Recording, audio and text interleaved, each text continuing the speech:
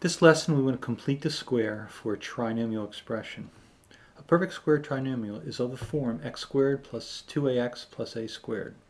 The key to completing the square is that the last term is the square of the second term divided by 2x. This will help us to complete the square as well as to factor our trinomial. Let's look at some examples. X squared minus 4x. We're going to complete the square and factor it. If we take half of negative 4, we get negative 2. So what we want to do is take negative 2 and square that. So we wind up with x squared minus 4x plus 4. We go to factor this. Please notice this will always be a perfect square. So we have x minus 2, x minus 2. We can check this by folding it. X times x is x squared. Outer terms give us negative 2x. Inner terms give us negative 2x. Put them together, you get negative 4x, and negative 2 times negative 2 is positive 4.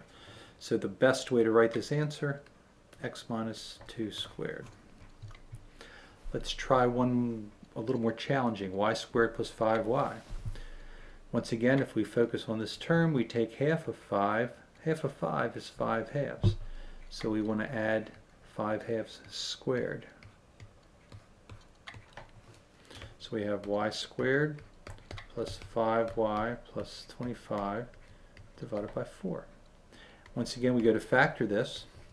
And this term that we got when we divided by 2 really should help us here.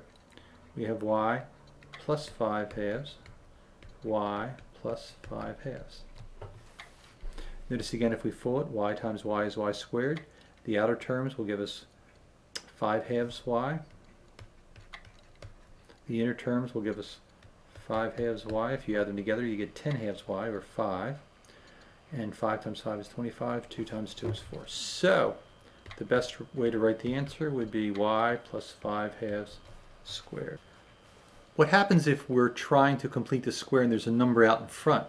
In this case, let's factor the 2 out and see what's left inside. Notice once we factor the 2 out, we have a 1x squared. Once we have a 1x squared, now we can use the familiar take half of negative 6, which is negative 3.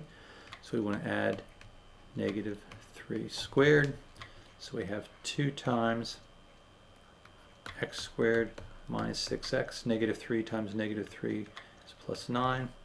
So we could factor this as 2 times x minus 3. X minus 3. Notice our negative 3 comes from here. Or we can write that as 2 times x minus 3 squared. Finally, let's do an example that has rotten fractions. We want to factor 3 out. What do you multiply 3 by to get 10w? Well, you have 10 in the numerator and 3 in the denominator. Notice 3 times 10 thirds, the 3 in the numerator cancels with the 3 in the denominator. What do we add to this? We want to take half of 10 thirds. Half of 10 thirds, so we put 2 in the denominator, so this becomes 5 thirds, because 2 and 10 cancel. So if we square 5 thirds, we wind up with 3 times w squared plus 10 thirds w plus 25 over 9. In order to factor this, we take w plus our 5 thirds times w plus our 5 thirds, or we can write it as w plus 5 thirds squared.